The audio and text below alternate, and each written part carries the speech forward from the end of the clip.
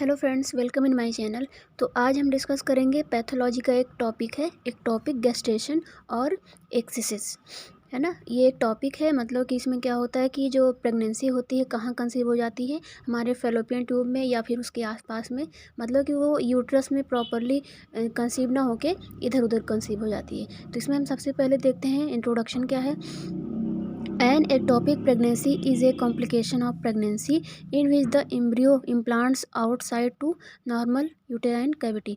मतलब कि ectopic pregnancy क्या होती है, इसमें ये एक टाइप का कॉम्प्लिकेशन है प्रेगनेंसी का, जिसमें क्या होता है कि एम्ब्रियो जो होता है कहाँ पे इम्प्लांट हो जाता है। इम्प्लांट मतलब कि यूट्रस में ना होके वो आउटसाइड, मतलब कि यूट्रस से आउटसाइड, मतलब कि जैसे फेलोपियन ट्यूब हो गया तो वहाँ पे जाके वो कंसीव हो जाता है।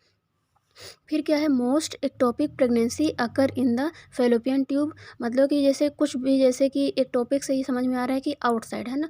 तो ज़्यादातर जो एक्टोपिक प्रेगनेंसी होती है कहाँ पे कंसीव हो जाती है, फेलोपियन ट्यूब में। इसको हम ट्यूबल नाम से भी जानते हैं। But implantation can also occur in the cervix, ovaries and abdomen. लेकिन जैसे कि क्या बताया जा रहा है, मोस्टली केसेस में ये देखा जाता है कि जो प्रेगनेंसी होती है कहाँ पे कंसीव होती है, फेलोपियन ट्यूब में। और किस केस में, अगर हमको जैसे किसी पेशेंट को एक्टोपिक प्रेगनेंसी है तो उसका जो बेबी है, फीटस है, कहाँ पे कंसीव होगा, फेलोपियन ट्यूब में। लेकिन कुछ केस में ऐसा भी देखा जाता है कि इम्प्लांटेशन कैन बी ऑल्सो अकर, मतलब कि जो बेबी का इम्प्लांट होता है या फिर कंसीव होता है बेबी, कहाँ पे हो जाता है, सर्विक्स में या फिर ओवरीज में या फिर एब्डोमेन में। आया समझ में। फिर नेक्स्ट पॉइंट देखते हैं। An ectopic pregnancy is a potential medical emergency and if not treated properly can lead to death. मतलब कि ये जो एक्टोपिक प्रेगनेंसी है एक टाइप का ये मेडिकल इमरजेंसी, मतलब कि ये जैसे एक सीरियस मैटर है, सीरियस डिजीज़ है। डिजीज़ नहीं बोल सकते इसको, उसमें जैसे फीटस का जो इम्प्लांटेशन होता है तो उसको प्रॉपरली जैसे यूट्रस में होना चाहिए तो यूट्रस में नहीं होता है। तो उसकी वजह से अगर इसका ट्रीटमेंट नहीं कराएगा, है ना, इफ़ नॉट ट्रीटेड, अगर इसका ट्रीटमेंट नहीं कराएगा, मतलब प्रॉपरली इसका ट्रीटमेंट अगर नहीं हुआ तो पेशेंट की डेथ भी हो सकती है। ठीक है। फिर हम देखते हैं क्लासिफिकेशन ऑफ एक्टोपिक प्रेगनेंसी। इसमें क्लासिफिकेशन, अगर क्लासिफिकेशन के बेस पे देखा जाए तो एक है ट्यूबल प्रेगनेंसी, फिर है नॉन ट्यूबल प्रेगनेंसी और है हेट्रोट्रॉफिक प्रेगनेंसी।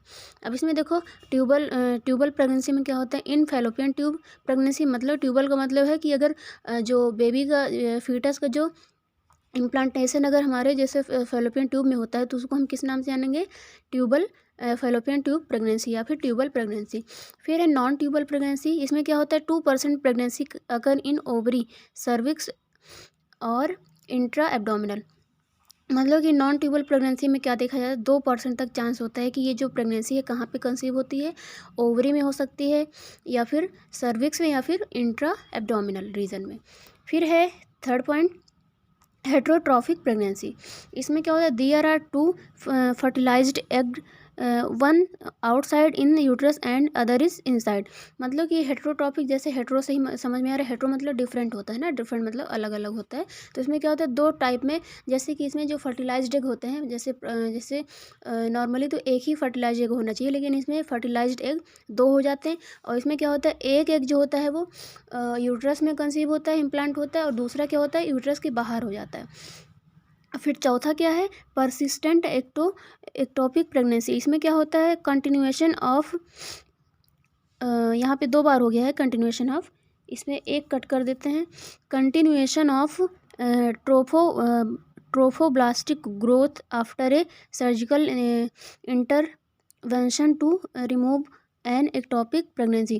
इसमें क्या होता है कि जैसे कंटिन्यूएशन ऑफ ट्रोफोब्लास्टिक ग्रोथ, मतलब कि इसमें जैसे जो इम्प्लांटेशन होता है वो जैसे कि उसमें ट्रोफोब्लास्टिक ग्रोथ हो जाता है आफ्टर ए सर्जिकल इंटरवेंशन। और इसको हम कैसे, इसको हमको रिमूव करना पड़ता है, मतलब कि वहाँ पे जैसे एक मांस होता है ना, मांस की तरह वहाँ पे ग्रोथ हो जाती है। और इसका एक ही मतलब कि उपाय है कि इसको हम सर्जरी करके इसको निकालें या फिर रिमूव करें, एन एक्टोपिक प्रेगनेंसी। फिर इसका है रिस्क फैक्टर, मतलब कि इसके कारण क्या क्या है, मतलब किसकी वजह से ये हो सकता है ना। इसमें रिस्क फैक्टर या फिर इटियोलॉजी भी बोलते हैं इसको। इसमें pelvic inflammation disease,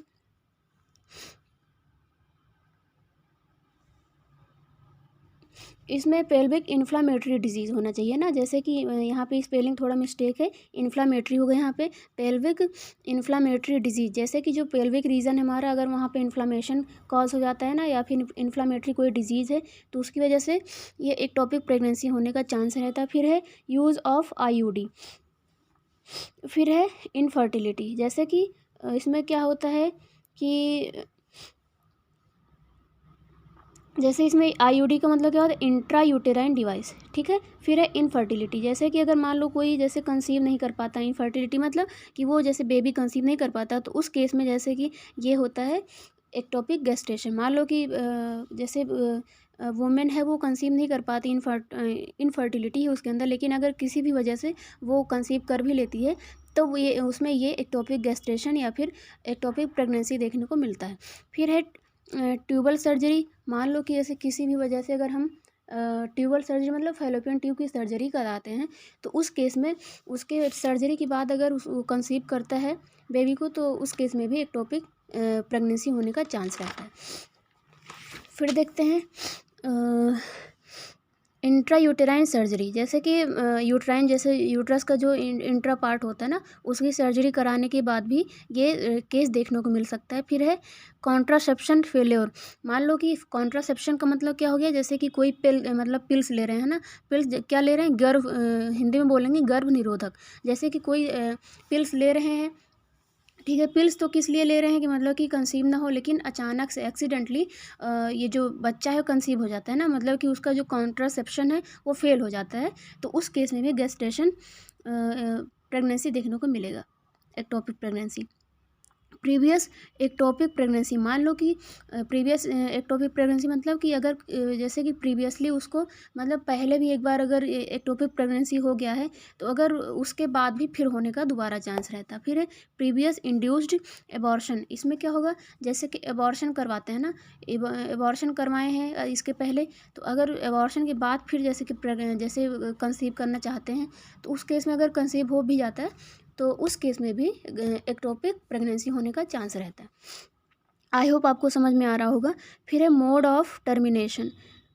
since the growing embryo needs space and so by 6 to 8 weeks interruption of pregnancy occurs, it can अगर in following type.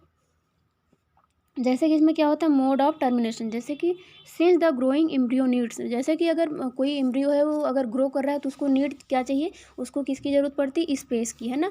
And so by 6 to 8 weeks interruption of pregnancy occurs, मतलब कि उसके बाद क्या होता है कि pregnancy में जैसे 6 से 8 सप्ताह के बाद उसमें इंटरप्शन आने लगता है, ठीक है। It can occur in following types, मतलब कि ये जो होता है फॉलोइंग टाइप में हो सकता है, क्या है, फर्स्ट है ट्यूबल मोल, फिर ट्यूबल अबॉर्शन, ट्यूबल रप्चर।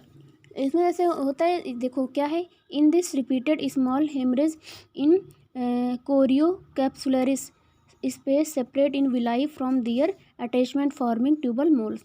जैसे कि क्या है, in this repeated small haemorrhage, जैसे कि इसमें ट्यूबल मोल में क्या होता है, रिपीटेड हेमरेज होता है, ठीक है। इन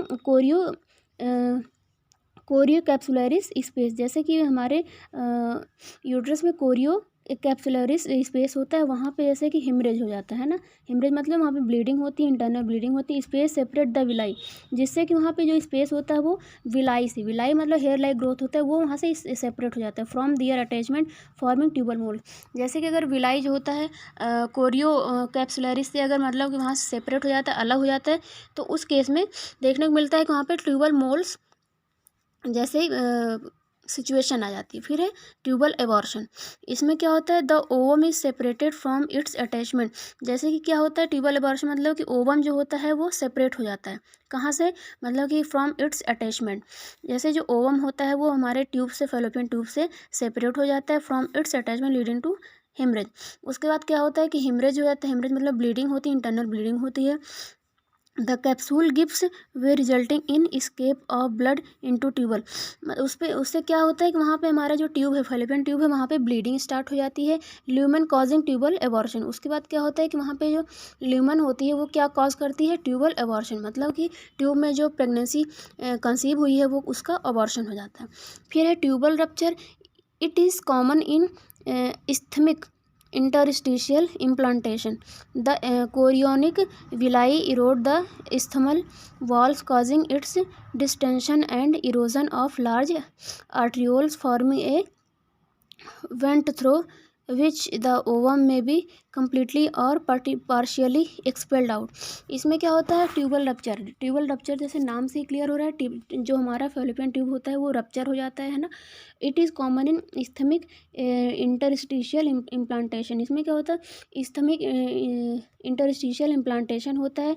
ये किस में, ट्यूबल रप्चर किस में कॉमन होता है, इस्थमिक इंटरस्टिशियल इम्प्लांटेशन. ठीक है. The chorionic villi erode the isthmal walls, जिसमें क्या होता है, कोरियोनिक जो विलाई होती है वो इस्थमल वॉल को इरोड करती है. ठीक है, मतलब कि causing its distension and erosion of large arterioles. जैसे कि वहाँ पे जो लार्ज आर्टरीज वगैरह प्रेजेंट होती हैं, वहाँ से वो वहाँ पे जैसे कि इरोजन मतलब कि उसको डिस्ट्रॉय करती हैं. फिर है forming event through which the ovum में बी कम्प्लीटली और पार्शियली एक्सपेल्ड आउट. उसमें क्या हो, इस केस में क्या होता है, ट्यूबल हमारा जो फेलोपियन ट्यूब है वो रप्चर हो जाता है. उससे जो वहाँ पे फेलोपियन ट्यूब में जो ओवम मतलब मौजूद रहता है, वहाँ पे इम्प्लांट रहता है, तो वो जो होता है completely partially expelled out. Completely मतलब पूरी तरीके से वो बाहर आ जाता है. फिर देखते हैं क्लिनिकल फीचर. इसका जो क्लिनिकल फीचर है क्या है, अर्ली सिम्टम्स एब्सेंट. मतलब कि इसमें अर्ली सिम्टम एब्सेंट का मतलब क्या हो गया, जैसे इसमें जो जल्दी में जो सिम्टम दिखते हैं, जैसे स्टार्टिंग में जो भी सिम्टम दिखने चाहिए वो एब्सेंट होता है, तुरंत नहीं दिखाई देता है ना. क्लिनिकल प्रेजेंटेशन और एक्टोपिक प्रेगनेंसी अगर at a mean of 7.2 weeks after the last normal menstrual. मतलब कि क्या होता है कि इसमें जो अकर, जैसे कि इसमें कैसे दिखाई देता है, 7.2 वीक्स मतलब कि 7 हफ्ते के बाद दिखाई देता है आफ्टर लास्ट नॉर्मल मेंस्ट्रुअल. जैसे कि उसको जब नॉर्मल लास्ट वाला मेंस्ट्रुअल आएगा तो उसके बाद कॉमन सिम्टम्स आर, मतलब कॉमन सिम्टम इसमें क्या क्या दिखाई देते हैं, pain in lower abdomen with inflammation. जैसे कि इसमें एक्टोपिक प्रेगनेंसी में कौन कौन सा सिम्टम दिखाई देगा, है ना, pain in lower abdomen with inflammation. जैसे कि हमारा जो लोअर एब्डोमिनल रीजन है वहाँ पे पेन होगा. फिर है पेन ड्यूरिंग यूरिनेशन. और पेन कब होगा, जैसे कि हम अगर यूरिन पास आउट करेंगे तो उस दौरान हमको पेन होगा. फिर है माइल्ड वेजाइनल ब्लीडिंग. जैसे कि माइल्ड मतलब क्या होता है, हल्का सा, मतलब बहुत ज़्यादा नहीं, सीवियर नहीं होगा, माइल्ड होगा. वेजाइनल ब्लीडिंग जैसे कि पीरियड्स आएगा. फिर है पेन हैविंग बाउल मूवमेंट. जैसे कि हम मोशन पास आउट करेंगे तो उस टाइम पे हमको दर्द होगा. फिर है external bleeding due to falling progesterone level. इसमें क्या होता है, एक्सटर्नल ब्लीडिंग होगी मतलब हेमरेज होगा, ड्यू टू किस कारण होगा, फॉलिंग प्रोजेस्टेरॉन लेवल. जैसे कि प्रोजेस्टेरॉन जो हमारे में हार्मोन होता है फीमेल्स में, उसका जो लेवल होता है वो डिक्रीज़ हो जाता है, उसकी वजह से एक्सटर्नल ब्लीडिंग होने का भी चांस रहता है. इंटरनल ब्लीडिंग, सॉरी, एक्सटर्नल मतलब होता है आउटसाइड, है ना, आउटसाइड ब्लीडिंग होगी. क्यों होगी, क्योंकि जो प्रोजेस्टेरॉन का लेवल है वो डिक्रीज़ हो जाता है. फिर है internal bleeding due to haemorrhage from affected tube. Internal bleeding कैसे होगी, जैसे कि हमारा जो फेलोपियन ट्यूब है वो अफेक्टेड है ना, तो उसकी वजह से अफेक्टेड मतलब मान लो कि रप्चर हो गया, तो उसकी वजह से इंटरनल ब्लीडिंग होती है, जिसको हम हेमरेज बोलते हैं, इंटरनल हेमरेज. फिर है cramping and tenderness on the side of pelvis. जैसे कि हमारा जो पेल्विस रीजन है, पेल्विक रीजन, वहाँ पे क्रैम्प होगा. क्रैम्प मतलब स्पाज्म होगा या फिर पेन होगा, है ना. Pelvic back and abdominal pain. जैसे कि कहाँ कहाँ होगा स्पाज्म, हमारा जो पेल्विक रीजन है या फिर पेल्विक बैक, जैसे कि बैक साइड जो होता है, बैक एंड एब्डोमिनल पेन, और पेट में दर्द होगा. फिर diagnostic, an ectopic pregnancy should be considered as the cause of abdominal pain और vaginal bleeding in every woman has a positive ectopic pregnancy test. An ectopic pregnancy should be considered as the cause of abdominal pain. इसको हम देखो जैसे कि कैसे पता कर सकते हैं, अगर एक्टोपिक प्रेगनेंसी है तो उसमें हमको सबसे मेनली जो सिम्टम दिखेगा वो होगा एब्डोमिनल पेन होगा. ठीक है, हमारे पेट में दर्द होगा. और वेजाइनल ब्लीडिंग, जैसे कि वेजाइना से हमारी ब्लीडिंग होगी तो उससे भी हम पता कर लेंगे कि इसको मतलब कि एक्टोपिक प्रेगनेंसी है. In every woman has a positive ectopic pregnancy test. और ये जो मतलब कि इसका जो एक्टोपिक प्रेगनेंसी का टेस्ट भी होता है ना. फिर है an ultrasound showing a gestational sac with fetal in the fallopian tube is clear evidence of ectopic pregnancy. और जैसे कि अगर हम इसमें, जैसे सबसे अच्छा है कि इसमें अगर हम अल्ट्रासाउंड कराते हैं ना बेबी का, जैसे कि हम हॉस्पिटल में जाते हैं अल्ट्रासाउंड कराने, तो उसमें क्या दिखता है कि जो गेस्टेशनल सैक है with fetal in the fallopian tube, जैसे कि हमारे फैलोपियन ट्यूब में जो फीटस है वो कंसीव हुआ दिखता है, क्लियर दिखता है ना। फिर है जैसे कहने का मतलब है जब अल्ट्रासाउंड हम कराते हैं तो उसमें बेबी को, जैसे कि नॉर्मली बेबी को यूट्रस में शो आउट कराना चाहिए ना, लेकिन यूट्रस में ना दिखा के वो क्लियरली दिखाता है कि बेबी जो होता है वो हमारे फैलोपियन ट्यूब में कंसीव हुआ है। फिर है N abnormal rise in blood a human chorionic gonadotropin, मतलब कि जो होता है एबनॉर्मल, जैसे कि गोनाडोट्रोपिन एक टाइप का हार्मोन होता है, उसका मतलब जो लेवल है वो ब्लड में मतलब कि इंक्रीज हो जाता है ना, बढ़ जाता है। लेवल्स में इंडिकेट एन एक्टोपिक प्रेगनेंसी, अगर मान लो कि गोनाडोट्रोपिन हार्मोन जो होता है अगर वो उसका लेवल इंक्रीज है तो वो शो आउट कराता है या फिर इंडिकेट करता है कि ये एक टाइप का एक्टोपिक प्रेगनेंसी है। फिर इसमें हम देखते हैं मैनेजमेंट। ठीक है, मैनेजमेंट जैसे मैनेज क्या करेंगे, नर्सिस का काम क्या होता है, रोल क्या होता है, इसमें क्या है, early treatment of an ectopic pregnancy with metho methotrexate is an alternative to surgical treatment. जैसे कि इसमें क्या होता है अर्ली ट्रीटमेंट, जैसे कि अगर मान लो एक्टोपिक प्रेगनेंसी है तो उसमें क्या होता है, सबसे पहले उसको हमको सर्जिकल ट्रीटमेंट कराना होगा। ठीक है, उसको हम किस नाम से जानते हैं, मेथोट्रेक्सेट नाम से जानते हैं। जो जैसे कि रिमूवल के लिए या फिर सर्जरी के लिए जो ट्रीटमेंट होता है एक्टोपिक प्रेगनेंसी की, उसको हम किस नाम से जानते हैं, मेथोट्रेक्सेट के नाम से जानते हैं। आया समझ में। फिर है second point, surgical intervention is necessary in case haemorrhagic has already occurred. मान लो कि जैसे सर्जिकल इंटरवेंशन कब मतलब कि करना चाहिए या फिर नेसेसरी होता है इन केस, मतलब कि अगर हेमरोजिक जैसे कि हेमरेज हो गया हमारे मतलब इंटरनल जैसे हमारा जो इंटरनल पार्ट है, मान लो फैलोपियन ट्यूब है, तो अगर ये जैसे वहाँ पे हेमरेज हो गया है तो उसमें हमको सर्जरी करना ही पड़ेगा। ठीक है, फिर सर्जन्स यूज़ लेप्रोस्कोपी और laparotomy to gain access to the pelvic and can either in case the affected tube and removal only the pregnancy और remove the affected tube with pregnancy. मतलब कि जैसे कि अगर मान लो सर्जन क्या होता है, सर्जन किसको बोलते हैं, जो कि सर्जरी करते हैं ना, डॉक्टर्स को जो सर्जरी करते हैं उनको हम सर्जन बोलते हैं। यूज़ लेप्रोस्कोपी, लेप्रोस्कोपी एक प्रोसीजर होता है जिसमें हम कैमरे की सहायता से ना, कैमरे की सहायता से अंदर डालते हैं। फिर है laparotomy to gain access the pelvic and either in case the affected, जैसे कि लेप्रोस्कोपी की मदद से हमको दिखाई देगा कि कहाँ कौन सा ट्यूब या फिर कौन सा फैलोपियन ट्यूब अफेक्टेड है ना। तो लेप्रोस्कोपी की सहायता से वहाँ पे मतलब कि क्या दिखेगा, मतलब कि जो कौन सा फैलोपियन ट्यूब जो होता है अफेक्टेड है, और कैमरे में जो भी दिखेगा तो उसको लेप्रोस्कोपी की सहायता से वो उसको रिमूव कर देते हैं। आया समझ में। तो इसमें आई होप आपको समझ में आया होगा। तो इसमें हम क्या क्या पढ़े एक बार रिवाइज कर लेते हैं। देखो, एक्टोपिक प्रेगनेंसी इसमें है, फर्स्ट है इंट्रोडक्शन। इंट्रोडक्शन में क्या क्या होता है, मतलब कि tubal pregnancy, non tubal pregnancy और हेट्रोट्रॉफिक प्रेगनेंसी। लास्ट क्या है, परसिस्टेंट प्रेगनेंसी। फिर हम पढ़े हैं मोड ऑफ टर्मिनेशन। टर्मिनेशन में क्या, ट्यूबल मोल होता है, ट्यूबल एबॉर्शन होता है, ट्यूबल रप्चर होता है। फिर पढ़े हैं क्लिनिकल फीचर। क्लिनिकल फीचर में साइन एंड सिम्टम क्या देखने को मिलता है वो पढ़े। फिर है डायग्नोसिस, इसका डायग्नोसिस क्या होता है। ठीक है, और पढ़े हैं मैनेजमेंट। तो आई होप आपको ये वीडियो अच्छे से समझ में आया होगा। Thank you.